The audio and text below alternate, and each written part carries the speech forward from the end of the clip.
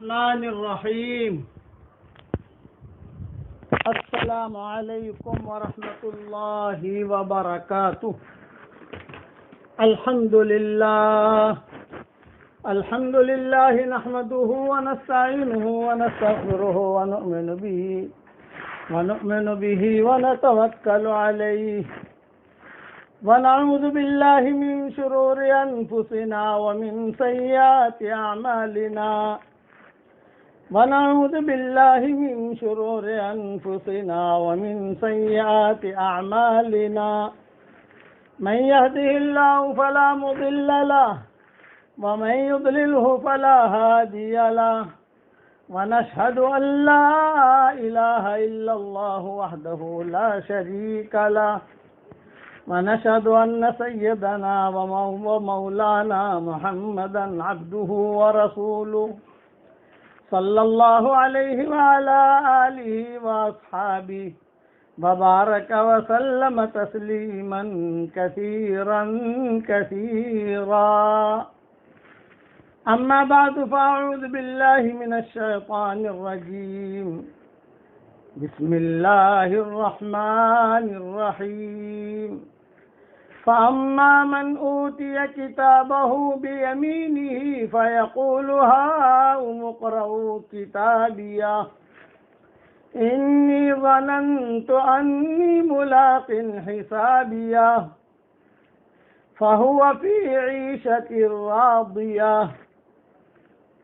في جنة عالية قطوفها دانية کلوا واشربوا ہنیئا بما اسلفتم فی الایام الخالیہ.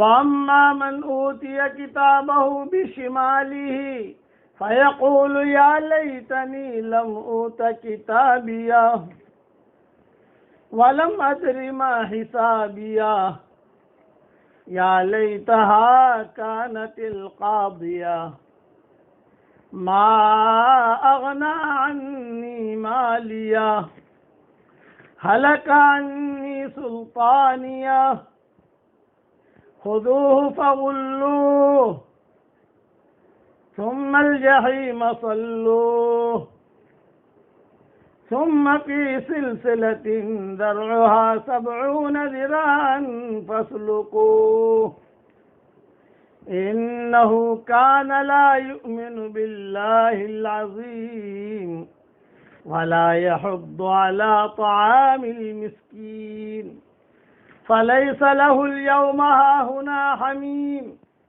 ولا طعام إلا من غسلين لا يأكله إلا الخاطئون. صدق اللہ العظیم. قابل احترام مائیں، بہنیں، بیٹیاں، بہوئیں، بچیاں اور ہمارے محترم بھائی اور ہمارے برادران وطن بھی اور دنیا بھر میں جہاں جہاں یہ آواز پہنچ رہی ہے، سب کو میں ایک اہم بات کی طرف متوجہ کرتا ہوں. وہ یہ ہے کہ ہم سب کو اللہ نے پیدا کیا ہے اور ہر چیز کا مالک اللہ ہے. جتنی حکومتیں ہیں دنیا میں، جتنی زمینیں ہیں، جتنے ٹاور ہیں، جتنے ہوائی جہاز ہیں، جتنے مرد اور عورتیں ہیں، جتنے انسان ہیں، جتنے ذرات ہیں، جتنے سونے کے خزانے ہیں، ہیروں کے خزانے ہیں، ان سب کا مالک صرف اللہ ہی ہے.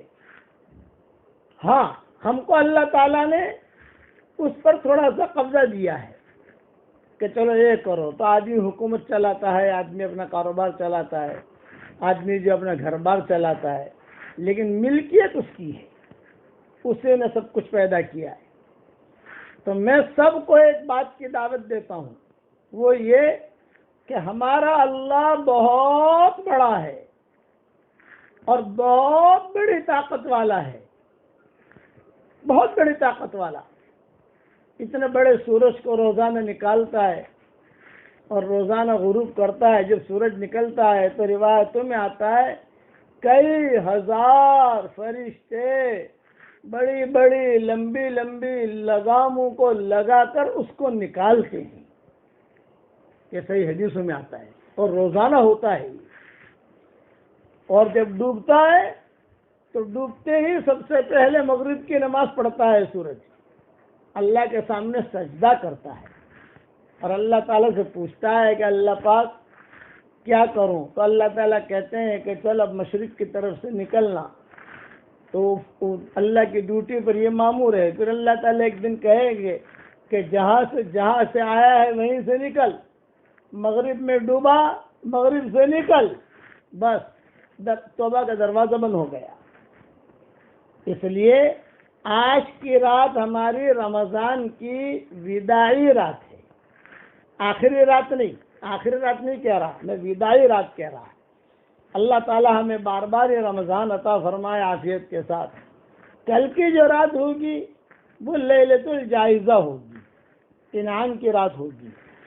تو آپ جو ہے میرے ساتھ تھوڑا سا یہ معاہدہ کر لیں اور یہ اللہ تعالیٰ کے ساتھ بھی معاہدہ کر لیں کہ جتنا ہو سکے ہم اپنے گھروں میں اپنے کاروباروں میں اللہ کی بڑائی کو بولیں, اللہ کی بڑائی کو سنیں, اللہ کی بڑائی کے مذاکرے کریں ہمارے گھروں میں. آج کل لاک ڈاؤن ہے, گھر میں رہنا ہے آدمی کو, اور گھر میں جو آدمی اپنا وقت گزارتا ہے جس ترتیب سے بھی, تو یعنی بار بار چھوٹے بچوں کے سامنے اللہ کی بڑائی کو بہت بولو, اللہ کی بڑائی کے بہت مذاکرے کرو. حضور اکرم صلی اللہ علیہ وسلم کا جب نکاح ہو گیا حضرت خدیجہ رضی اللہ تعالیٰ عنہا کے ساتھ, اور حضرت خدیجہ نے ہدیہ دیا زید بن حارثہ, اور پھر حضور صلی اللہ علیہ وسلم نے حضرت خدیجہ کو ہدیہ دیا. اس کے لمبی تفصیل ہے. تو آپ صلی اللہ علیہ وسلم کا بھی نبوت تو ملی نہیں ہے, ابھی تو نبوت ملنے میں 15 سال باقی ہیں. لیکن حضور صلی اللہ علیہ وسلم فرماتے تھے کہ شروع سے ہی میں اللہ کی بڑائی کو بولتا تھا. اللہ بڑے ہیں. یہ بے ایمان جو ہوتے تھے وہاں, وہ اگر کچھ اور کام کرتے تو حضور صلی اللہ علیہ وسلم کبھی متوجہ نہیں ہوتے. ایک ہی بات کہتے تھے, کرنے والا اللہ ہے, کرنے والا اللہ ہے, کرنے والا اللہ ہے. تو جتنا ایمان کا مذاکرہ کریں گے اتنا ہمارا ایمان مضبوط ہوگا. دیکھو ایمان الگ چیز ہے, عقیدہ الگ چیز ہے, دونوں میں فرق ہے. آج جو ہے ہمارا ایمان, عقیدہ تو ہے, عقیدہ یہ الگ چیز ہے. ایمان آمنت باللہ یہ کہا گیا, لیس البر ان تولوا وجوہکم قبل المشرق والمغرب ولكن البر من آمن باللہ والیوم الآخر. اللہ کی ذات پر ایمان لائے, دکھائی نہیں دیتا اللہ, آخرت کا دن دکھائی نہیں دیتا, فرشتے دکھائی نہیں دیتے, فرشتے ہیں جہاں جہاں پر میرا بیان سن رہے ہیں, گھر گھر میں, اور جو سڑک میں سن رہا ہے, یا کوئی اپنے جنگل میں بیٹھا ہوا سن رہا ہے, یا کوئی اپنے مکان میں بیٹھا ہوا سن رہا ہے, تو وہاں فرشتے ہیں. جہاں دین کی بات کہی جاتی ہے فرشتے آٹومیٹک پہنچ جاتے ہیں. روایتوں میں آتا ہے دین کی بات جہاں ہوتی ہے فرشتوں کو خوشبو محسوس ہوتی ہے. فرشتے کہتے ہیں ہلم الی حاجتکم, ارے آؤ بیان شروع ہو گیا, آؤ ہلم الی حاجتکم, ہلم الی حاجتکم, ہلم الی حاجتکم, تمہارے حاجت کی طرف آؤ. یہ صرف بیان کے لیے نہیں, آپ نماز شروع کرو گے تو فرشتے آ جائیں گے, آپ قرآن شریف پڑھنا شروع کرو گے فرشتے آ جائیں گے, آپ ذکر شروع کرو گے فرشتے آ جائیں گے. تو اس پر یقین لانا, دکھائی نہیں دیں گے, یہ نہیں ہے کہ فرشتے دکھائی دیں گے, نہ دکھائی نہیں. کبھی کبھار اللہ تعالیٰ کا کوئی نظام چلتا ہے تو فرشتے کو آدمی دیکھ لیتا ہے, جیسے صحابہ دیکھتے تھے. بعض مرتبہ حضور اکرم صلی اللہ علیہ وسلم نے فرمایا ایک صحابی کو, رات کو سوتے وقت آیت الکرسی پڑھ کے سو جایا کرو, پوری رات فرشتہ آ کر تمہاری حفاظت کرے گا. تو وہ صحابی یہ کہتے تھے میں آیت الکرسی پڑھتا تھا اور فرشتہ میرے کمرے میں داخل ہوتا تھا اور مجھے سلام کرتا تھا، میں اس کو سلام کا جواب دیتا تھا۔ یہ کبھی کبھار ہوتا ہے۔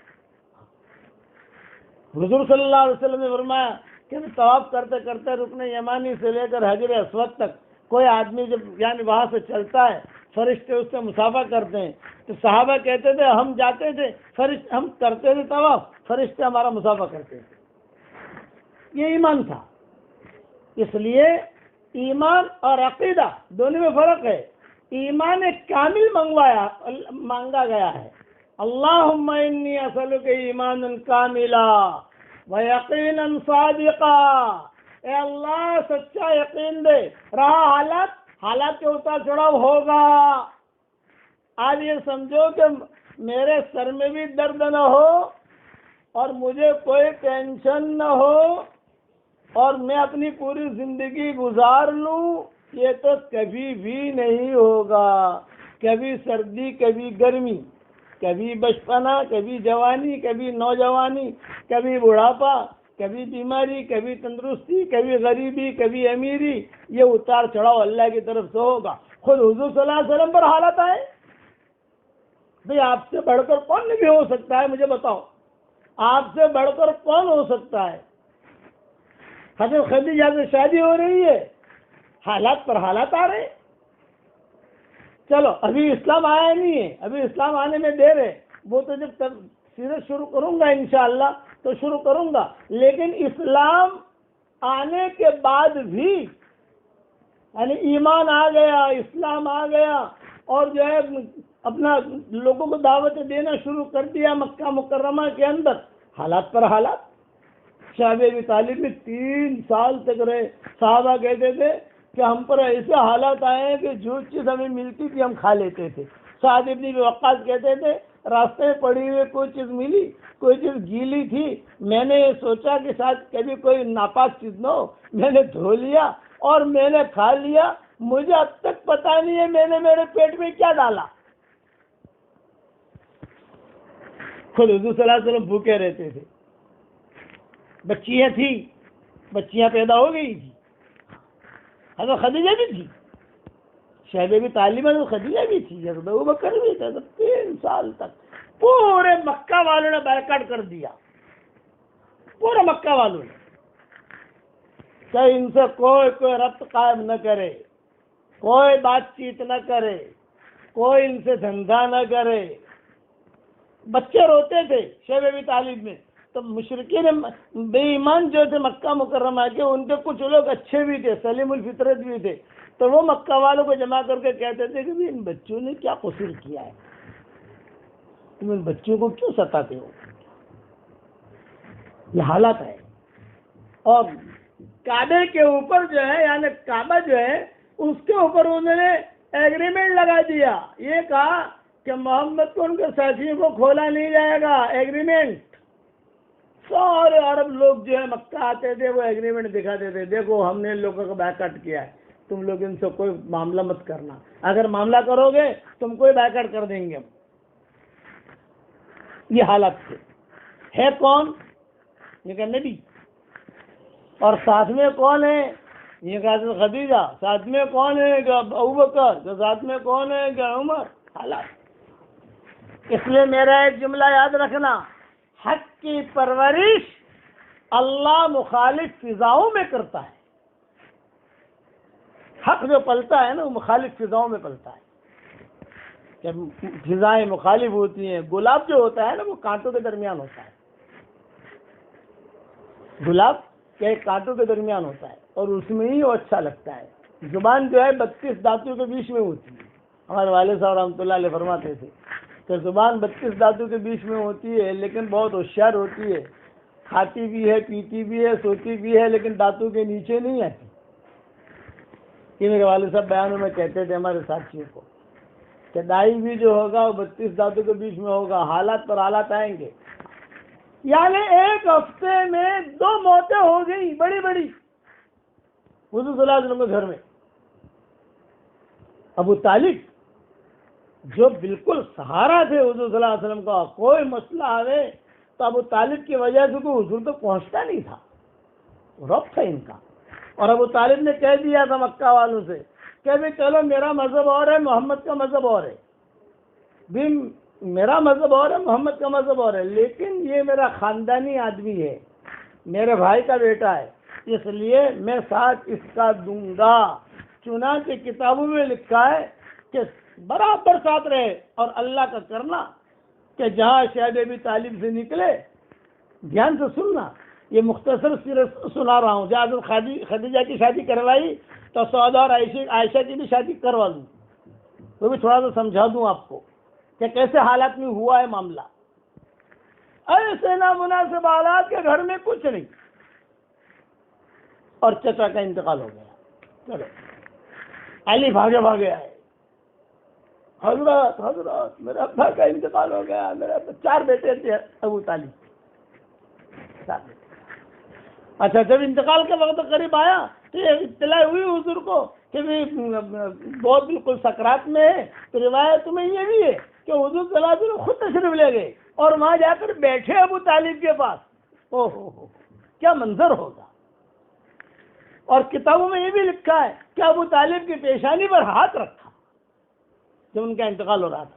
اور ایک طرف حضور بیٹھے ہوئے، سامنے ابو جہل بیٹھا ہوا. ایک طرف حضور بیٹھے ہوئے اور سامنے ابو جہل بیٹھا ہوا. اور ابو طالب جو ہے ایک آنکھ سے حضور کو دیکھ رہے اور ایک آنکھ سے ابو جہل کو دیکھ رہے. اور ابو طالب سمجھ گئے تھے کہ اب میرا دنیا سے جانے کا وقت قریب ہے. تو حضور صلی اللہ علیہ وسلم نے ابو طالب سے کہا کہ چچا آپ نے میری بہت خدمت کی ہے اور میرا بہت سہارا بنے ہو آپ، اب آپ کا دنیا سے جانے کا وقت ہے، بس صرف اتنا کہہ دو، کلمہ پڑھ لو، میں سن لوں، بس میں اکیلا سن لوں گا، تو تمہارے بارے میں گواہی دوں گا حشر کے میدان میں کہ میرے چچا نے کلمہ پڑھا تھا. یہ بات ابو جہل سن گیا. ابو جہل سن گیا، سامنے بیٹھا ہوا تھا وہ. تو اس نے کہا ہاتھ رکھ کر، ہاتھ پکڑ کے، یا ابا طالب قل علی ملت عبد المطلب، قل علی ملت عبد المطلب. حضور بیٹھے ہوئے کہ حضور صلی اللہ علیہ وسلم بیٹھے ہوئے، یہ نہیں کہ حضور نہیں تھے وہاں. قل علی ملت عبد المطلب، عبد المطلب کی ملت پر جا رہا ہوں یہ کہو. اور حضور کہنے لگے قل علی ملت محمد. یعنی کیا منظر ہوگا اور حضور کے دل پر کیا گزر رہی ہوگی، اور فرشتے بھی رو رہے ہوں گے یہ منظر دیکھ کر. اس لیے کہ روح نکالنے والے فرشتے تو سب کے ایک ہی ہوتے ہیں. یہ نہیں کہ مسلمان کے روح اسرائیل نکالتے ہیں، بے ایمان کے روح دوسرا کوئی فرشتہ آگے نکالتا ہے، یہ تو ہے نہیں. تو حضور کہہ رہے تھے قل علی ملت محمد، علی ملت رسول اللہ، اور ابو جہل کہہ رہا قل علی ملت عبد المطلب. بس ان کی زبان سے جملہ نکلا علی ملت عبد المطلب، اور ان کی روح قبض ہو گئی. بس جہاں وہ روح قبض ہوئی حضور دھاڑے مار کر روئے، بہت روئے کہ آخر تک میں کوشش کرتا رہا. قرآن کی آیتیں نازل ہوئی، انک لا تہدی من احببت ولکن اللہ یہدی من یشاء. آپ جسے چاہے حضرت ہدایت نہیں دے سکتے، ہدایت تو ہم دیں گے. وَهُوَ أَعْلَمُ بِالْمُهْتَدِينَ. اب کیا کریں؟ بے ایمانوں کے طریقے پر دفن کریں کہ ایمان والوں کے طریقے پر دفن کریں؟ تو حضور صلی اللہ علیہ وسلم نے ان کے 4 بیٹے تھے، یہ ابو طالب کے، علی، جعفر، عقیل، طالب، یہ 4، 2 مسلمان تھے، 2 بے ایمان تھے. تو حضور نے ان کو، اب بڑے حضور ہو گئے، اب بڑے تو حضور ہو گئے، چچا تو چلا گیا. تو ان کو بلا کر کہا بھی دیکھو تمہارے ابا کا، اب حضرت عباس بھی تھے، ہاں حضرت عباس کا نام بھی آتا ہے، اور ان کے بھائی تھے حضرت عباس، اور حضرت حمزہ کا نام بھی آتا ہے. یہ سارے کے سارے، اور حارث بھی جو اب تک زندہ تھے، بڑے بھائی وہ بھی زندہ تھے.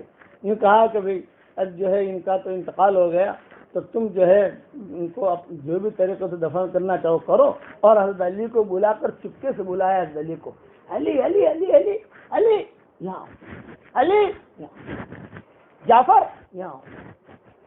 اور بلا کر کہا بھائی تمہیں ابا کے جنازے میں تو جانا ہے، تدفین کر لو ان کی، لیکن واپس آ کر جلدی سے غسل کر لینا. یہ حضور نے ان دونوں سے کہا، حضرت علی سے، حضرت جعفر سے، کہ یہ دونوں کے دونوں مسلمان تھے۔ عباس ابھی مسلمان نہیں ہوئے، حضرت عباس جو ہے مسلمان نہیں ہوئے، اور ابو جہل جو ہے مکہ مکرمہ میں خوشیاں منا رہا، کیا دیکھو محمد کا سہارا چلا گیا، محمد کا سہارا چلا گیا، یعنی کہ ان کا ایک ستون، ایک وہ خدمت کرنے والا آدمی چلا گیا۔ اور یہاں حضور جو ہے بہت غم میں، حضرت خدیجہ نے کہا آج بہت غم میں نظر آتا ہے، تو خدیجہ کی طبیعت بھی پل بر ماشا پل بر تولا تھی، انہوں نے کہا کہ بہت غم میں نظر آتے ہیں، کیا بات ہے؟ یہ فرمایا ہے کہ بس مجھے اتنے میں عباس بھاگے آئے، حدیثوں میں آتا ہے حضرت عباس بھاگے آئے، حضرت خوشخبری دے رہا ہوں۔ آپ نے فرمایا بتاؤ؟ یوں کہا کہ ابو طالب کی زبان سے میں نے کلمہ سنا، یہ حضرت عباس نے کہا، تو حضور نے فرمایا لا، میں نے نہیں سنا ہے، یہ حضور نے جملہ کہا، میں نے نہیں سنا ہے، تم نے سنا ہے، میں اس کو مانوں نہ مانوں یہ میرا اختیار نہیں ہے، میں نے نہیں سنا ہے، یہ حضور نے حضرت عباس سے کہا۔ یہ حدیثوں میں باتیں آتی ہیں۔ اب یہاں آئے، یہاں اب دیکھو حالات، میں حالات بتا رہا ہوں، حج کی پرورش اللہ مخالف فضاؤں میں کرتا ہے۔ بچیاں تو پیدا ہو چکی تھی، زینب، رقیہ، ام کلثوم، حضرت فاطمہ، یہ تو تھی۔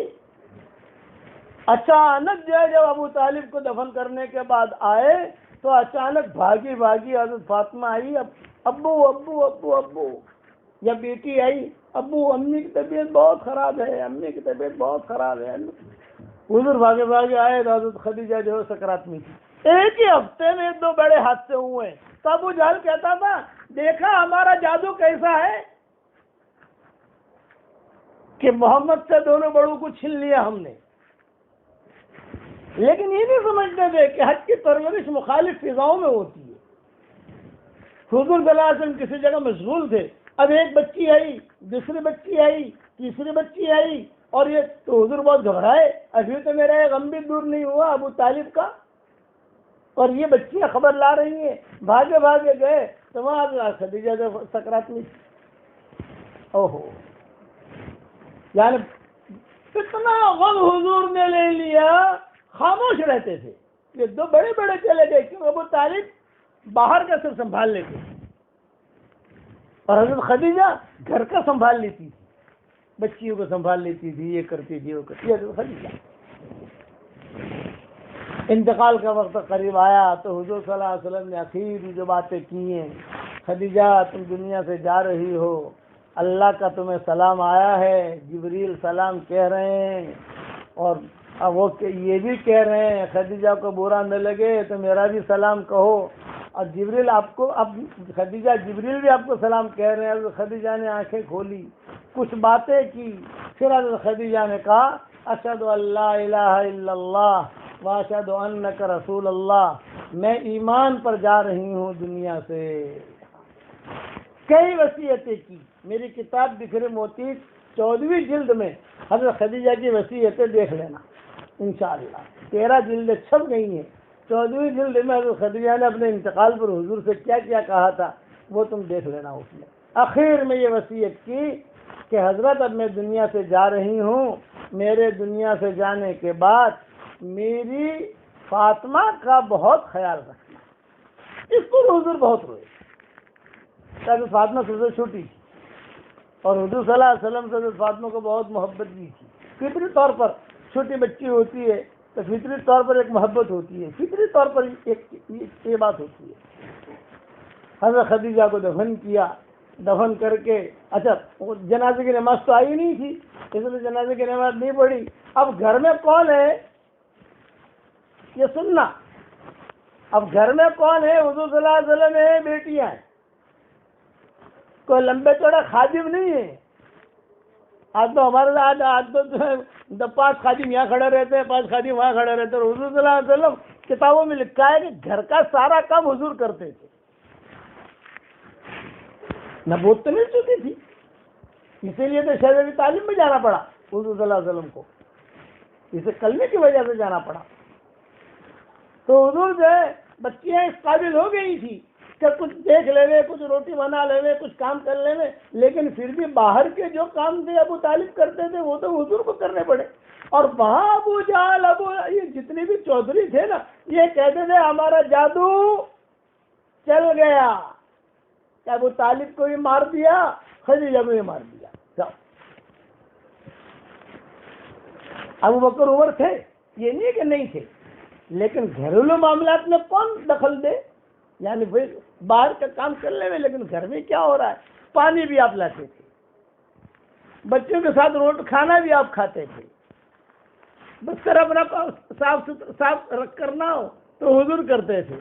یعنی بیوی جو کام کرتی ہے وہ حضور خود کر رہے ہیں. بچیاں کرتی تھی، بچے سے کہتے کہ نہیں چلو، یعنی سب مل کر گھر کا کام کرتے تھے. یہ لاک ڈاؤن میں آپ بھی مل کر گھر کا کام کرو.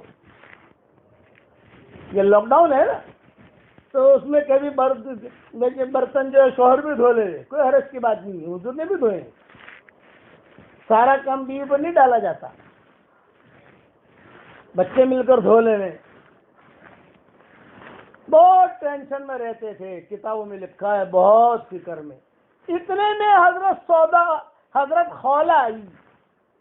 یہ جگ ممانی تھی حضرت خولا، اور وہ جو ہے یعنی حضور صلی اللہ علیہ وسلم سے بہت بے تکلف بھی تھی، اور حضور صلی اللہ علیہ وسلم ان کا خیال بھی کرتے تھے. پھر بعد میں ان کے بارے میں قرآن کی آیتیں بھی نازل ہوئی حضرت خولا کے بارے میں. قد سمع اللہ قول التی تجادلک فی زوجہا وتشتکی الی اللہ. یہ آیت حضرت خولا کے بارے میں نازل ہوئی.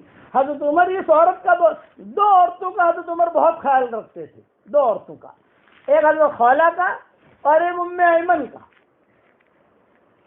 کہ حضور کے انتقال سے ام ایمن زندہ تھی، اور آخر میں ماؤں کے درمیان میں اگر کچھ تھوڑی سی جیسے سوکونوں میں ہوتی ہے نا تھوڑی بہت، تو یہ ام ایمن جو جا کر سنبھالتی تھی. حضرت فاطمہ کو جو شادی ہوئی تو حضرت فاطمہ کو تیار کرنے والی ام ایمن تھی اور ام سلمہ تھی. یہ حدیثوں میں آتا ہے. حضرت فاطمہ کو جو نکاح ہو گیا، شادی ہو گئی، تو تیار کون کرے؟ تو حضور نے خود نے فرمایا ام ایمن یہ میرے باپ کے ساتھ رہی ہوئی ہے. باپ سے باندھی تھی نا. پھر حضور صلی اللہ علیہ وسلم کی آمنہ کے ساتھ رہی، پھر حضور صلی اللہ علیہ وسلم کے ساتھ رہی ام ایمن اور ام سلمہ. کسی نے کہا عائشہ، فرمایا نہیں وہ تو خود بچی ہے. کہ حضرت فاطمہ بڑی تھی، حضرت عائشہ چھوٹی تھی. تو عائشہ نہیں، ام سلمہ اور ام ایمن، ان دونوں کو حضور نے کہا فاطمہ کو تیار کرو. یہ اور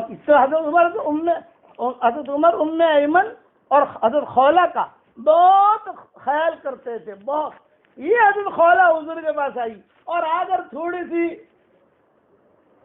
بے تکلفی، حضرت بہت ٹینشن میں ہیں آپ اور بہت فکر میں ہیں کچھ. آپ نے فرمایا خولا کیا کروں، پیاری بیوی بھی چلی گئی، پیارا چچا بھی چلا گیا، گھر کی ساری ذمہ داری میرے اوپر آ گئی. تو حضرت خولا نے فوراً کہا کہ حضرت آپ کے لیے پھر کوئی اچھی سی عورت دیکھ لوں مکہ میں. آپ نے فرمایا ہاں دیکھو. تو حضرت خولا نے پوچھا کنواری دیکھوں یا سیبہ دیکھوں؟ تو آپ تھوڑی دیر خاموش رہے. خاموش رہنے کے بعد کہا دونوں دیکھو. پھر ایک جملہ کہا، یہ جملہ عورتیں سنیں. یہ حضور نے اس وقت کہا ہاں یہ شادیاں کرانا، لڑکیاں دیکھنا یہ عورتوں کا ہی کام ہے. یہ حضور نے جملہ کہا اس وقت میں، کہا یہ تم عورتوں کا ہی کام ہے. اب خیریں کیسے متوجہ ہوتی ہیں. اب کتابوں میں لکھا ہے کہ حضرت خولا نے اجازت لے کر چلی. فاطمہ سن رہی، زینب سن رہی، یہ بچیاں بڑی ہو گئی تھی، زینب ام کلثوم وغیرہ سب جو ہے وہ سب سن رہی کہ بھئی ہمارے باپ کی شادی کی بات کر رہے ہیں حضور صلی اللہ علیہ وسلم کی. سب نے جو ہے اتفاق کیا. حضرت خولا باہر نکلی، باہر ہی حضرت سودا کھڑی تھی. سودا پیغام لائی ہوں. تو کون؟ یہ کہا محمد صلی اللہ علیہ وسلم. حضرت سودا مسلمان ہو چکی تھی. محمد صلی اللہ علیہ وسلم. ہاں بہت اچھا، لیکن میرے باپ سے جا کر کہو. یہ حضرت سودا نے کہا کہ میرے باپ بیٹھے ہیں. وہ مکہ تو چھوٹا تھا نا، میں یہی کھڑی ہوں، وہ میرے باپ بیٹھے ہیں ان سے جا کر بات کرو، لیکن خولہ اسلام کا سلام مت کرنا، جاہلیت کا سلام کرنا۔ ان کو جاہلیت کا سلام اچھا لگتا ہے، اگر اسلام کا سلام کرو گی تو میری شادی نہیں ہوگی یہاں، اور اگر جاہلیت کا سلام کرو گی تو فوراً ہاں کہہ دیں گے وہ، ان کو جاہلیت کا سلام بہت اچھا لگتا ہے۔ تو پھر پوچھا حضرت خولہ نے کہ اسلام کا سلام تو جانتی ہوں، السلام علیکم ورحمۃ اللہ وبرکاتہ، لیکن جاہلیت کا سلام کیا ہے؟ فرمایا وہاں جا کے کہنا گڈ مارننگ، انعم صباحا، یہ کہنا، یہ پڑھا کے بھیجا۔ اور ایک درخت تھا وہاں حضرت سودا جو ہے کھڑی رہی، دیکھ رہی، اور یہ گئی خولہ کیونکہ سارا مکہ جانتا تھا، جب مما نہیں تھی، جب چچی تھی، سارا مکہ کیا جانتا تھا ان کو، خولہ کو۔ جب وہاں گئی تو حضرت سودا کے والد نے کہا ارے واہ خولہ، واہ واہ خولہ، کیوں آئی، کیا ہوا؟ انہوں نے کہا گڈ مارننگ، انیم صباح، ارے آ بٹھایا، اور جو دیہاتوں کے اندر جو بیٹھنے کی جگہ ہوتی ہے، چارپائی وغیرہ، بیٹھ، کیوں آئی ہو خولہ؟ یہ کہا سودا کا پیغام لے کر آئی ہوں۔ تو کون؟ یہ کہا محمد ابن عبداللہ ابن عبد المطلب۔ ہاں وہ ان کی بیوی کا انتقال ہو گیا ہے، وہ ہاں اچھا نوجوان ہے، ٹھیک ہے میں تیار ہوں، لیکن سودا سے بھی پوچھ لو۔ تو حضرت خولہ نے کہا میں پوچھ کے آئی ہوں۔ تو بہت اچھا، پھر اب یہ دونوں باتیں کر رہے ہیں تو عبداللہ ابن زمعہ یہ حضرت سودا کے بھائی تھے اور بہت لاڈلے بھائی تھے۔ عبداللہ ابن زمعہ جب یہ مسلمان نہیں ہوئے تھے، یہ اندر سے سن رہے تھے، وہ بھاگے آئے، ابا کیا بات کر رہے ہو آپ؟ یہ کہا وہ سودا کا رشتہ آیا ہے محمد ابن عبداللہ ابن عبد المطلب کے ساتھ۔ عبداللہ ابن زمعہ نے کہا ہرگز نہیں، وہ تو جو ہے محمد تو مسلمان ہے، ہمارے ہاں تو اسلام کا کوئی مسئلہ نہیں ہے، ہماری بہن کو خراب کریں گے، میں تیار نہیں ہوں۔ سودا کہتی تھی میں دور کھڑے دیکھ رہی ہوں کہ اللہ یہ مصیبت کہاں سے کھڑی ہو گئی، اور وہ عبداللہ ابن زمعہ نے تو گھر کا سارا سامان توڑنا شروع کر دیا، اسے توڑا، باہر پھینکا، یہ پھینکا۔ خولہ کہتی تھی کہ میں بھی گھبرائی، اور میں کیا کروں، باپ بھی بوڑھا تھا، وہ بھی گھبرایا، یہ ذرا وٹ والا تھا عبداللہ ابن زمعہ، تو حضرت سودا بھاگی آئی، ابا کیا ہو رہا ہے؟ تو پھر اب کہا بھی تیرا رشتہ آیا ہے محمد ابن عبداللہ کے ساتھ، یہ خولہ لائی ہے، لیکن تیرا بھائی انکار کر رہا۔ حضرت سودا نے کہا کہ ابا میں تیار ہوں، میرے بھائی کو کیا پہنچتا ہے منع کرنے کا، میں تیار ہوں۔ اس وقت تک عبداللہ ابن زمعہ مسلمان نہیں ہوئے تھے، بعد میں جب مسلمان ہوئے تو اپنی اس حرکت پر بہت روتے تھے، بعد میں رضی اللہ تعالیٰ عنہ بن گئے۔ ان کے بڑے قصے عبداللہ ابن زمعہ کے، یہ جو سودا کے بھائی تھے، بہت روتے تھے کہ میں نے کیوں ایسی نادانی کی۔ حضور صلی اللہ علیہ وسلم کے ساتھ نکاح ہو گیا حضرت سودا کا۔ اب سنو، حضور صلی اللہ علیہ وسلم، حضرت سودا تھوڑی بھاری بدن کی تھی، لیکن مزاج میں ظرافت تھی۔ اب ظرافت کیا سمجھاؤں ممنوعیوں کو اور آج کل کے لوگوں کو، جو پڑھی لکھی عورتیں وہ تو سمجھیں گی۔ ظرافت کا مطلب یہ ہے کہ حضرت سودا ہنساتی بہت تھی، حضور کو ہنساتی تھی، تو وہ ہنسانے کی وجہ سے حضور سارے غم بھول جاتے تھے۔ بچی کو ہنساتی تھی، کبھی جو ہے زینب کو ہنسا دیا، کبھی فاطمہ کو ہنسا دیا، حضور کو ہنسا دیا۔ صاحب فرماتے تھے یہ سودا کے آنے کی وجہ سے میرا ٹینشن کافی ہلکا ہو گیا۔ کیوں کہ اچھا ہنسانے کے قصے بھی بہت ہیں، میں سوچتا تھا دو چار قصے بیان کر دوں کیا کہہ کے ہنساتی تھی، لیکن اب وقت بھی نہیں، بہت ہنساتی تھی حضور صلی اللہ علیہ وسلم کو۔ کبھی کبھی حضور جو ہے عام طور سے حضور کہا نہیں لگاتے، لیکن کبھی کبھی چارپائی پر بیٹھے کوئی چیز، کوئی چٹکلا چھوڑ دیتی حضرت سودا، تو سب سے زیادہ زینب اور کلثوم یہ ہنستی، اور حضور جو ہے یہ اپنا پیٹ پکڑ کے یہ ہلتے رہتے۔ حضرت فاطمہ جو ہے چونکہ چھوٹی تھی وہ سمجھتی نہیں تھی کہ کیا ہو رہا ہے۔ چلو بقیہ تفصیل کل پوری کریں گے انشاءاللہ۔ یہ مفتی صاحب ابھی حضرت عائشہ کا تو رہ ہی گیا، کل انشاءاللہ لے تو جائزہ حضرت عائشہ کے ساتھ لے لیں گے انشاءاللہ مسئلہ۔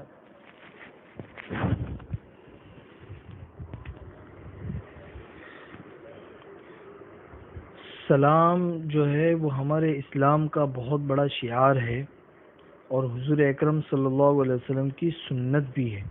ایک دوسروں کو سلام کرنا، ایک دوسروں کو سلام کرنا یہ حضور اکرم صلی اللہ علیہ وسلم کی بہت بڑی سنت بھی ہے، اور احادیث میں اس کی بہت تاکید بھی آئی ہے۔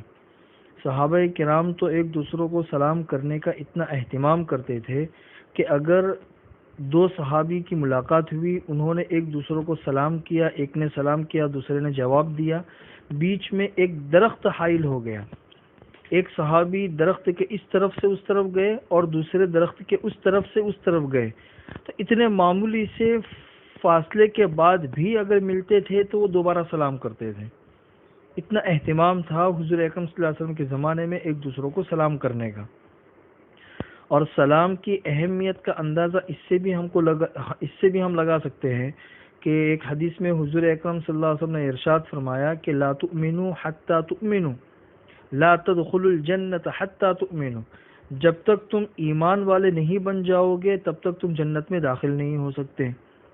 ولا تؤمنوا حتی تحابوا، اور تمہارا ایمان کامل نہیں ہو سکتا اس وقت تک جب تک آپس میں ایک دوسروں سے محبت نہ کرنے لگو۔ پھر حضور نے ارشاد فرمایا کہ اولا ادلکم علی شیء اذا فعلتم تحاببتم، کہ کیا میں ایسی چیز بتاؤں کہ اگر وہ کام تم کرو تو آپس میں تمہارے محبت پیدا ہو جائے گی؟ صحابہ کرام نے ارشاد فرمایا کہ حضرت ضرور بتائیں۔ تو اس وقت حضور اکرم صلی اللہ علیہ وسلم نے ارشاد فرمایا کہ آپس میں سلام کو رواج دو۔ تو کڑی اس طرح ملتی ہے کہ آپس میں سلام کو رواج دینے سے محبت پیدا ہوتی ہے، اور محبت پیدا ہونے سے ایمان کامل ہوتا ہے، اور ایمان کے کمال سے انسان کو جنت کا راستہ ملتا ہے، انسان جنت میں داخل ہوتا ہے۔ اسی سے ملتی جلتی ایک دوسری روایت ہے کہ جب حضور اکرم صلی اللہ علیہ وسلم مدینہ منورہ میں تشریف لے گئے تو مدینہ منورہ جانے کے بعد سب سے پہلا جو بیان حضور نے مدینہ منورہ میں کیا ہے، سب سے پہلا وہ یہی تھا کہ یا ایھا الناس اطعموا الطعام، اے لوگو، چار چیزیں حضور نے بیان فرمائی۔ پہلی بات تو کہی کہ لوگوں کو کھانا کھلاؤ، پھر دوسرا وصلوا الارحام، صلہ رحمی کرو، رشتہ داریوں کو نبھاؤ، اور تیسری چیز ارشاد فرمائی کہ افشوا السلام، آپس میں سلام کو رواج دو، وصلوا باللیل والناس نیام، رات میں نماز پڑھو جب لوگ سوئے ہوئے ہو۔ تو جو انسان یہ چار کام کرے گا تو کیا ہوگا؟ تدخل الجنت بسلام، تم لوگ سلامتی کے ساتھ جنت میں داخل ہو جاؤ گے۔ تو انتہائی سلامتی کے ساتھ جنت میں داخل ہونے کے لیے جو چار چیزیں حضور نے ارشاد فرمائی، اس میں سے ایک چیز کیا ہے؟ افشاء سلام، سلام کو عام کرنا۔ اس لیے ہم اپنے معاشرے کے اندر سلام کو خوب عام کریں، یہ حضور اکرم صلی اللہ علیہ وسلم کی سنت بھی ہے اور جنت میں داخل ہونے کا سبب اور ذریعہ بھی ہے۔ سلام سے متعلق کچھ مسائل ہیں، آپ لوگوں کو بتا دوں۔ ایک مسئلہ تو یہ ہے کہ سلام جب انسان کرتا ہے تو کہاں تک سلام ہے؟ السلام علیکم ورحمۃ اللہ وبرکاتہ، بس یہ سلام کی انتہا ہے برکاتوں پر۔ بعض لوگ اس کے اوپر اور بھی بہت سارا اضافہ کرتے ہیں، وبرکاتہ ومغفرتہ ورضوانہ، یہ اضافہ ثابت نہیں ہے۔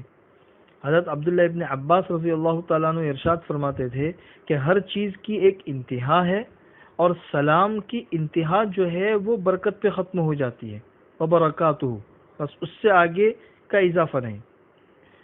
اسی طرح دوسرا مسئلہ یہ ہے کہ جب لوگ گھر میں داخل ہوتے ہیں تو ظاہر سی بات ہے اگر گھر میں گھر والے لوگ موجود ہیں تب بھی سلام کا اہتمام کرنا چاہیے، اس سے گھر کے اندر برکتیں آتی ہے۔ لیکن اگر گھر میں داخل ہوئے اور گھر میں کوئی نہیں ہے تو کیا اس وقت بھی سلام کرنا ہے یا نہیں کرنا ہے؟ اس لیے کہ بھئی سلام تو انسان ملاقات کے وقت میں کرتا ہے، اب یہاں پہ تو کوئی ہے ہی نہیں تو سلام کیوں؟ تو اس کا جواب یہ ہے کہ اگر گھر میں کوئی نہیں ہے تب بھی سلام کرنا چاہیے، اور اس وقت کا سلام اس طریقے سے ہوتا ہے السلام علینا وعلی عباد اللہ الصالحین۔ گھر میں کوئی نہیں ہے اس وقت داخل ہونے پر یہ سلام ہوتا ہے السلام علینا وعلی عباد اللہ الصالحین۔ اس لیے کہ سلام جو ہے وہ صرف کلمہ ملاقات نہیں ہے کہ ملاقات کے وقت میں انسان کو سلام کی جائے، بلکہ سلام ایک دعا بھی ہے۔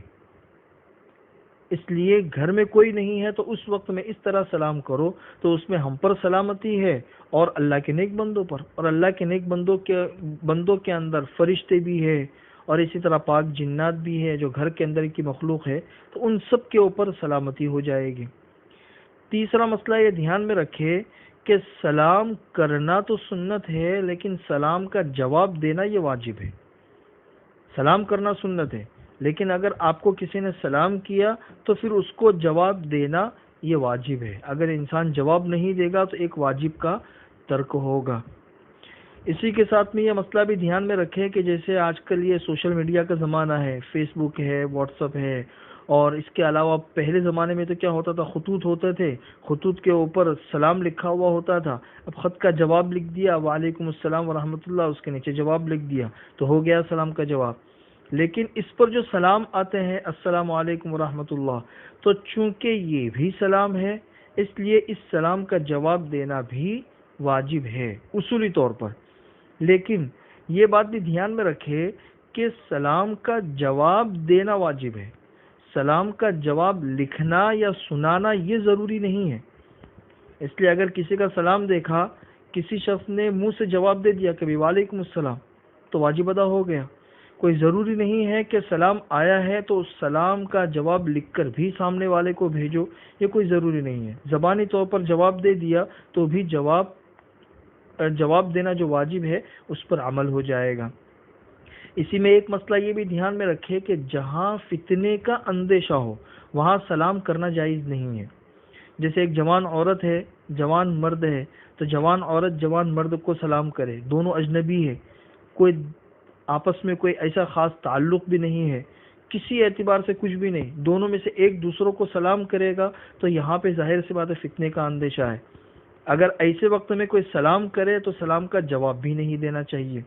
جیسے کوئی مرد ہے، اس نے کسی عورت کو سلام کر لیا تو عورت جواب نہ دے، عورت ہے اس نے مرد کو سلام کر دیا تو مرد جو ہے نا وہ اس کا جواب نہ دے۔ ہاں جہاں پہ فتنے کا اندیشہ نہ ہو تو پھر وہاں پر تھوڑی سی گنجائش ہے۔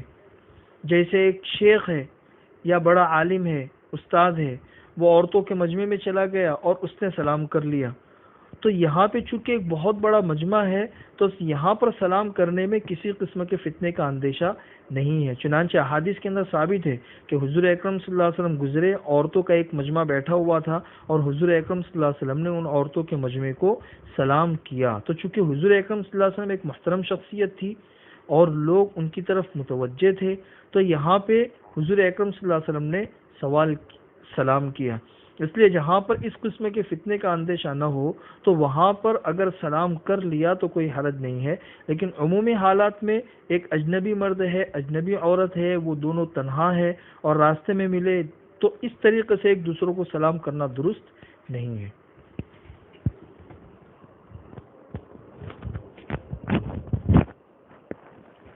کل انشاءاللہ حضرت سودا اور حضرت عائشہ رضی اللہ تعالیٰ عنہما کی کچھ باتیں بیان کر کے انشاءاللہ کل دعا کرا لیں گے۔ کل اطمینان کی رات ہے تو اس میں بھی انشاءاللہ مختصر بیان وہی 10 بجے سے شروع ہوگا انشاءاللہ، اور مختصر دعا جو بھی اللہ تعالیٰ توفیق دے دے۔ لیکن چونکہ حضرت سودا اور حضرت عائشہ کا نکاح کی ترتیب ابھی دے رہے ہیں، یعنی وہ مضمون شروع ہوا ہے تو مضمون انشاءاللہ بیان کر دیں گے۔ اور حضرت سودا کیا ہنساتی تھی وہ بھی اگر اللہ نے توفیق دی تو بھی 2-4 قصے بیان کر دوں گا انشاءاللہ۔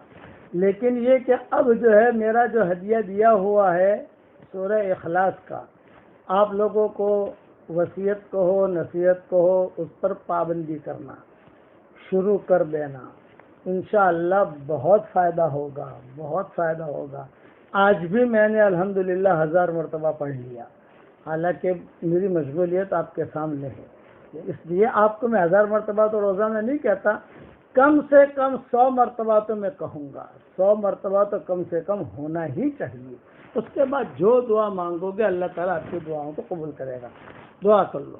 اللہم صلی علی محمد وعلی آل محمد کما صلیت علی ابراہیم وعلی آل ابراہیم انک حمید مجید۔ اللہم لک الحمد کلو وَلَكَ الْمَنُّ كُلُّهُ وَلَكَ الشُّكْرُ كُلُّهُ وَلَكَ الْخَلْقُ كُلُّهُ وَلَكَ الْفَضْلُ كُلُّهُ وَإِلَيْكَ يُرْجَعُ الْأَمْرُ كُلُّهُ وَإِلَيْكَ يَصْعَدُ الْكَلِمُ الطَّيِّبُ كُلُّهُ اللهم لك الحمد بالإسلام، لك الحمد بالإيمان، لك الحمد بالقرآن، لك الحمد حتى ترضى، لك الحمد إذا رضيت، لك الحمد بعد الرضا، لك الحمد عدد الشفع والوتر، لك الحمد عدد الشفع والوتر، كما تحب وترضى، كما يحب ربنا ويرضى. اللهم إنا نعوذ بك من عمل يخزينا، اللهم إنا نعوذ بك من غنى يطغينا، اللهم إنا نعوذ بك من صاحب يؤذينا، اللهم إنا نعوذ بك من أمل يلهينا، اللهم إنا نعوذ بك من فقر ينسينا، اللهم إنا نعوذ بك من إبليس وجنوده، ونعوذ بك من أن تصد عنا وجهك يوم القيامة يا أكرم الأكرمين يا أجود الجوادين. اللهم اعتق رقابنا من النار، اللهم اعتق رقابنا من النار، اللهم اجعلنا من عتقائك من النار. اللهم إنك عفو كريم تحب العفو فاعف عنا. اللهم لا تردنا خائبين، بل ردنا إلى دیننا ردا جمیلا. اے اللہ ہمارے گناہوں کو بل ردنا إلى دیننا ردا جمیلا. اے اللہ ہمارے گناہوں کو معاف فرما، اے اللہ ہماری خطاؤں سے درگزر فرما. اے اللہ کسی زمانے میں سلف صالحین جب رمضان کو رخصت کرتے تھے تو بہت روتے ہوئے رخصت کرتے تھے. یہ رمضان کی آخری وداعی رات ہے. اے اللہ ہم نے وہ رات بھی دیکھی جب رمضان شروع ہوا تھا اور پہلی تراویح ہم نے پڑھی تھی، اور آج تو نے ہمیں وہ رات بھی دکھائی کہ آج رمضان رخصت بھی ہو رہا ہے اور یہ وداعی رات ہے. سب سے پہلے تو ہم تیرا شکر ادا کرتے ہیں کہ تو نے ہمیں رمضان تک پہنچایا، اور تیرا شکر ادا کرتے ہیں کہ تو نے ہمیں روزے رکھنے کی توفیق عطا کی، تو نے قرآن پڑھنے کی توفیق عطا کی، اور تو نے تراویح پڑھنے کی توفیق عطا کی، دین کی باتیں سننے اور کہنے کی توفیق عطا کی. یہ تیرا شکر ہے، تیرا کرم ہے. اے اللہ ہم نے سنا ہے جب شکر کیا جاتا ہے تو نعمت کو تو بڑھا دیا کرتا ہے. اے اللہ اس پڑھنے پڑھانے کو تو قبول فرما. اے اللہ اپنے دربار میں قبول فرما. اے مولا کریم جو عبادتیں ہم رمضان کے مہینے میں کرتے تھے وہی عبادتیں شوال میں بھی کرنے کی توفیق دے، وہی عبادتیں ذی-قعدہ میں کرنے کی توفیق دے. اے اللہ توفیق تو تو دے گا. اے اللہ غفلت کی وجہ سے توفیق چھین لی جاتی ہے. اے اللہ غفلت کی چھتریوں کو دور فرما دے. موت کے بعد کی ہلاکتوں سے تو حفاظت فرما. اے اللہ موت کے بعد کی ہلاکتوں سے تو حفاظت فرما. اے اللہ رمضان کو ہم رخصت کر رہے ہیں لیکن رمضان کے انوار کو رخصت نہیں کر رہے. اے اللہ رمضان کو تو رخصت کر رہے ہیں، وہ تو جانا ہی جانا ہے، لیکن رمضان کی عبادتوں کو رخصت نہیں کر رہے ہیں. رمضان کو تو رخصت کر رہے ہیں لیکن رمضان میں جو پڑھنا پڑھانا جو دعائیں ہوتی تھی اسے رخصت نہیں کر رہے ہیں. رمضان کو تو رخصت کر رہے ہیں لیکن رمضان میں جو تہجد پڑھتے تھے ہم اسے رخصت نہیں کر رہے ہیں. اے اللہ رمضان کو تو رخصت کر رہے ہیں لیکن رمضان کے جو انوار اور رمضان کے جو برکات اور رمضان میں جو قرآن کا پڑھنا، دعاؤں کا مانگنا، دعاؤں کا سننا، دینی مجلسوں میں بیٹھنا، تیرے مذاکرے کرنا، تیری باتوں کو یاد کرنا، اور سورہ اخلاص بہت پڑھنا، صبح شام کی دعائیں بہت پڑھنا، ہم اس کو رخصت نہیں کر رہے ہیں. اے اللہ تو اس رمضان کے آنے کو قبول فرما، رمضان کے رہنے کو قبول فرما، اور رمضان کے جانے کو بھی قبول فرما. ہم اقرار مجرم ہیں، اے اللہ ہم اقرار مجرم ہیں کہ بہترین مہمان کا ہم نے کوئی اکرام نہیں کیا، مگر تو کریم ہے. کریم ہمیشہ اپنے کرم کو نبھایا کرتے ہیں. اے کریم کرم کا معاملہ فرما، اے رحیم رحم کا معاملہ فرما. حضرت محمد صلی اللہ علیہ وسلم نے اس امت کے لیے جتنی خیر کلان کی دعائیں مانگی ہیں وہ ساری کی ساری اس مبارک رات میں تو ہمارے لیے قبول فرما، اور جن شرور سے پناہ چاہیے ان شرور سے عافیت سے تو ہماری پوری پوری حفاظت فرما۔ اے اللہ، جس نے بھی ہم سے دعاؤں کے لیے کہا ہو یا دعاؤں کے لیے خطوط میں لکھا ہو یا جن کا ہم پر کسی قسم کا حق اور احسان ہو، یا اللہ جو مجھے اپنی دعاؤں میں یاد کرتے رہتے ہوں یا دعا کے لیے کہنا چاہتے تھے مگر کہہ نہیں سکے ہیں، ان کے دل ہی دل میں رہ گئی، اے اللہ ان کی اور ہماری ساری جائز مرادوں کو پوری فرما کر اس میں خیر کی شکل اور صورت پیدا فرما۔ اے اللہ، تیرے مبارک ناموں کے طفیل سے اور حضور صلی اللہ علیہ وسلم کے مبارک ناموں کے طفیل سے اور بدریین کے ناموں کے طفیل سے مشائخ میں لکھا ہے کہ بدریین کے ناموں کے ساتھ بھی دعائیں قبول ہوتی ہیں، اور اے اللہ ہر اس چیز سے جو تجھے پسند ہو، اے اللہ ان ساری کی برکت سے عافیت سے تو ہماری ساری دعاؤں کو قبول فرما۔ جس کے دل میں جو جائز مراد ہو عافیت سے ان کے مرادوں کو پوری فرما کر اس میں خیر کی شکلیں اور صورتیں پیدا فرما۔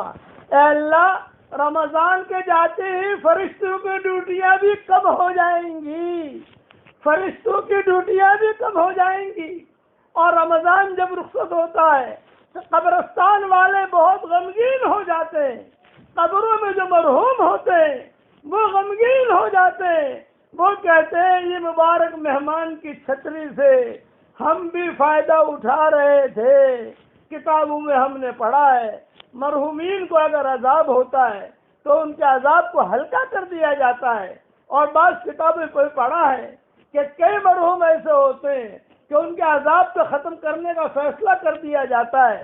اے اللہ انہیں بھی پتہ ہوتا ہے کہ آج وداعی رات ہے، کل چاند نکلنے والا ہے، وہ بھی ٹینشن میں ہے، کبھی ایک مہینہ بہت مزہ کیا اور اللہ کی رحمت متوجہ رہی۔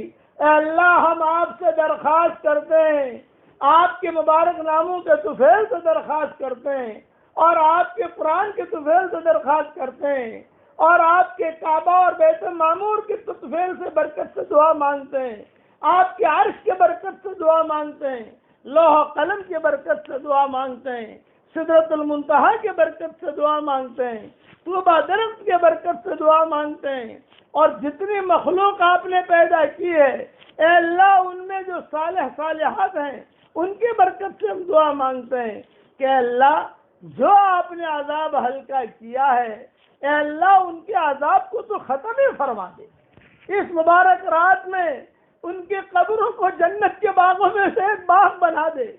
اے اللہ اس مبارک رات میں جتنے بھی مرحوم اسلام کی حالت میں دنیا سے رخصت ہوئے ہو ان سب کی قبروں کو نور سے منور فرما دے۔ اے اللہ ان کے قبروں کو جنت کے باغوں میں سے ایک باغ بنا دے۔ تیرا چاہ لینا کافی ہے، تجھے کسی سے مشورہ نہیں کرنا، تجھے جبریل کو نہیں پوچھنا، تجھے اسرائیل کو نہیں پوچھنا، تجھے کسی نبی کو نہیں پوچھنا، تیرا چاہ لینا کافی ہے۔ تو نے قرآن میں کہا ہے انما امرنا، کہ میرا معاملہ ایسا ہے کہ کوئی چیز کو میں کہوں کہ ہو جا وہ چیز ہو جاتی ہے۔ اے اللہ جتنے مرحومین اسلام کی حالت میں چاہے مرد ہو چاہے عورتیں ہوں، چاہے جوان ہو چاہے بوڑھے ہوں، جو بھی ہوں، جو دنیا میں اور عرب ہو عجم ہو، دنیا میں جہاں پر بھی ہو، اے اللہ ان کی قبروں کو تو نور سے منور فرما، اور آج کے مبارک رات میں ان کے اوپر سے مکمل عذاب کے دور کرنے کا فیصلہ فرما دے۔ اے اللہ تیری جہنم بھرنے کے لیے اغیار کافی ہیں اور تیرے عذاب کے لیے اغیار کافی ہیں۔ اے اللہ ہم تو تیرے تجھ سے رحمت کی امید کرتے ہیں اور حسن ظن رکھتے ہیں، ہمارے حسن ظن کے مطابق اس وقت میں جو زمین کے اوپر ہے ان کو بھی معاف فرما دے، جو زمین کے نیچے ہے ان کو بھی معاف فرما دے۔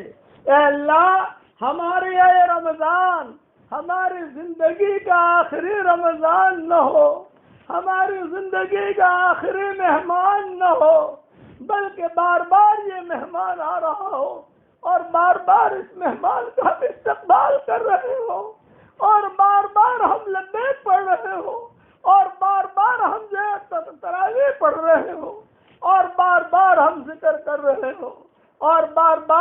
راتوں کو ہم آباد کر رہے ہو، بار بار اس کا استقبال کر رہے ہو۔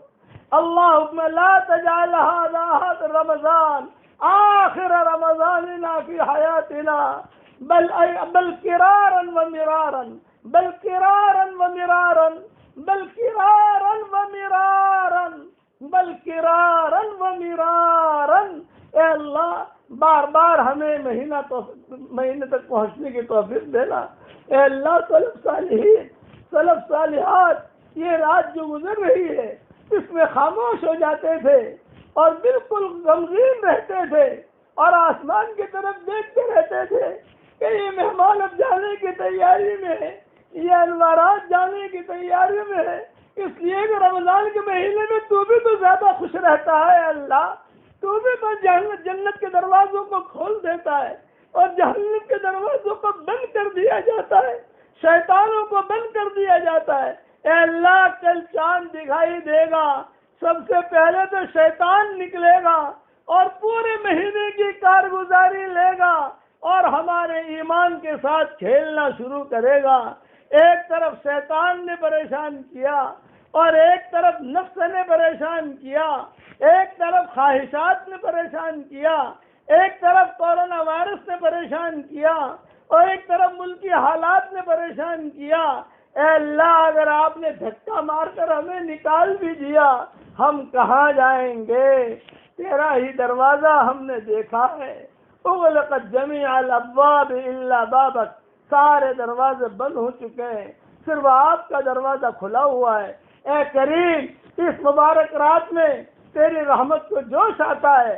اے اللہ زمین کے اوپر جتنے ہیں ان پر بھی معافی کا قلم پھیر دے اور زمین کے نیچے بھی جتنے ہیں ان پر بھی معافی کا قلم پھیر دے، انہیں پتہ چل رہا ہو کہ ہماری معافی ہو گئی، تیرے نزدیک کوئی مشکل نہیں ہے۔ اے اللہ ہمارے ماں باپ کی عمر میں برکت کا معاملہ فرما کہ اے اللہ یہ مجمع جو آمین کہہ رہا ہے، کسی کے باپ کا انتقال ہو چکا ہے، کسی کی ماں کا انتقال ہو چکا ہے، کسی کی ماں اور باپ دونوں کا انتقال ہو چکا ہے، وہ قبروں میں انتظار کر رہے ہیں کہ کوئی ہمارے لیے بھی دعا کرتا ہے کہ نہیں کرتا۔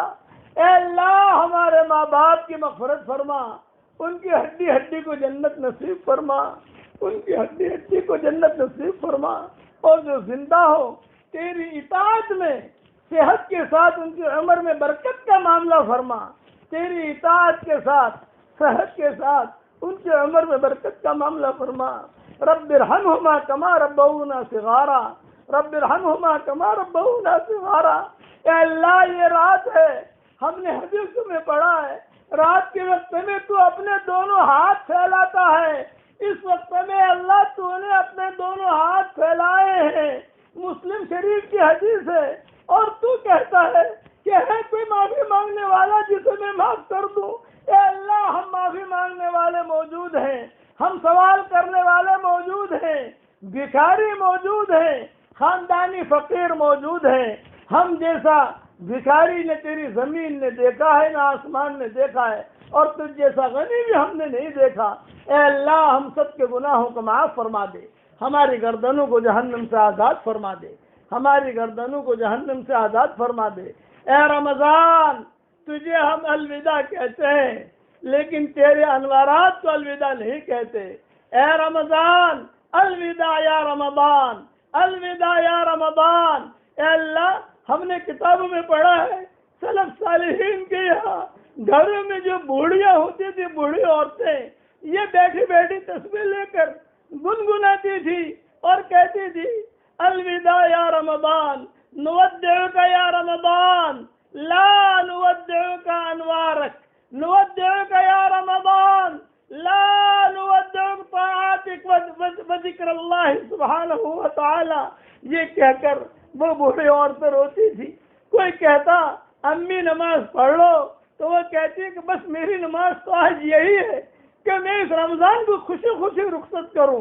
اے اللہ اس رمضان کو ہم رخصت کرتے ہیں، اب یہ رمضان تیرے پاس پہنچے گا اور 1441 کی مہر لگا کر عرش کے نیچے رکھ دیا جائے گا، حشر کے میدان میں نکالا جائے گا۔ اے اللہ ہمارے روزے ہماری موافقت میں گواہی دے رہے ہو، اور یہ رمضان ہماری موافقت میں گواہی دے رہا ہو، تو اس کی غیب سے صورت شکلیں پیدا فرما۔ اے اللہ تیرے محبوب کی امت بہت پریشان ہے، اے اللہ اس کی پریشانیوں کو دور فرما۔ جو بھی بیمار ہوں ان کو شفاء کاملہ عاجلہ عاجلہ دائمہ مستمر عطا فرما۔ جو مقروض ہوں عافیت ان کے قرضوں کے ادا ہونے کی غیر سے صورت شکلیں پیدا فرما۔ اے اللہ جن کو شادی کی ضرورت ہو حلال بستروں کا ان کے لیے انتظام فرما، اور جو حرام بستروں کے عادی ہیں اس سے تو پوری پوری حفاظت فرما۔ اے اللہ ہمارے آنکھوں کے میل کو دور فرما، آنکھوں کے زنا سے ہماری حفاظت فرما، ہاتھ کے زنا سے ہماری حفاظت فرما، خیالات کے زنا سے ہماری حفاظت فرما، اور شرمگاہوں کے زناؤں سے ہماری حفاظت فرما۔ ہمارے ایک ایک بال کو تیرے دین کے لیے قبول فرما لے۔ اے اللہ ہمارے ایک ایک بال کو تیرے دین کے لیے قبول فرما۔ ہماری آنکھوں کو نورانی بنا دے، ہماری زبان کو نورانی بنا دے، ہمارے پٹھوں کو نورانی بنا دے، ہمارے بالوں کو نورانی بنا دے، ہماری انگلیوں کو نورانی بنا دے، ہمارے گوشت کو نورانی بنا دے، ہماری کھال کو نورانی بنا دے، ہمارے ماحول کو نورانی بنا دے، اور ہمیں نور ہی نور کر دے۔ ہماری زبان سے جو جملے نکلے اس میں بھی نور بھر دے۔ یا نور، اے اللہ آپ نور ہے، اللہ نور السماوات والارض، یہ تو نے قرآن میں کہا ہے، اللہ نور السماوات والارض، اللہ آسمان اور زمینوں کا نور ہے۔ اے نور ہمیں نورانی بنا دے اور ہماری ساری پریشانیوں کو دور فرما۔ اے اللہ ہمارے اس ملک سے پریشانی دور فرما، مہاراشٹر سے اس بیماری کو دور فرما، اور پورے ایشیا سے اس بیماری کو دور فرما، اور یورپ اور افریقہ اور آسٹریلیا سے اس بیماری کو دور فرما۔ اور اے اللہ جہاں رمضان کا الوداع کہہ رہے ہیں، ہم اس کورونا وائرس کو بھی الوداع کہہ رہے ہیں۔ اے اللہ رمضان کو تو بہت روتے ہوئے کہہ رہے ہیں، اور اللہ کورونا وائرس کو ہنستے ہوئے رخصت کر رہے ہیں کہ بھائی تو جا، یہ مصیبت ٹلے پوری انسانیت کے اوپر سے۔ اے اللہ اس رمضان کے مہینے میں جو بھی عبادتیں ہوئی تیرے دربار میں تو قبول فرما۔ اچانک کا خیر ہمیں نصیب فرما، اچانک کے شر سے ہماری حفاظت فرما۔ ہواؤں کے ساتھ جو خیریں آتی ہیں وہ خیریں ہمارے لیے مقدر فرما، اور ہواؤں کے ساتھ جو برائیاں آتی ہیں ان برائیوں سے عافیت سے ہماری حفاظت فرما۔ اے اللہ رات کے وقت میں جو خیریں آسمانوں سے اترتی ہیں وہ ہمارے لیے مقدر فرما، اور رات کے وقت میں جو شر اور جو برائیاں اور اس کی چادریں آسمانوں سے اترتی ہیں اس سے تو پوری انسانیت کی اور پوری امت کی تو پوری پوری حفاظت فرما۔ اے اللہ جتنے مخلوق تو نے بنائی ہے ان کی تعداد کے برابر ہم تیری تعریف بیان کرتے ہیں۔ جتنی مخلوق تو نے بنائی ہے ان کے بارش کے قطروں کی تعداد کے برابر تیری تعریف بیان کرتے ہیں۔ آخر میں اتنا کہتا ہوں، جو پڑھنے لکھنے والا ہوگا یا پڑھی لکھی عورت ہوگی یا جو بہترین عالم سمجھدار ہوگا وہ میرے اس جملے کو سمجھے گا۔ عام آدمی بھی نہیں سمجھ سکتا اور عام عالم بھی نہیں سمجھ سکتا۔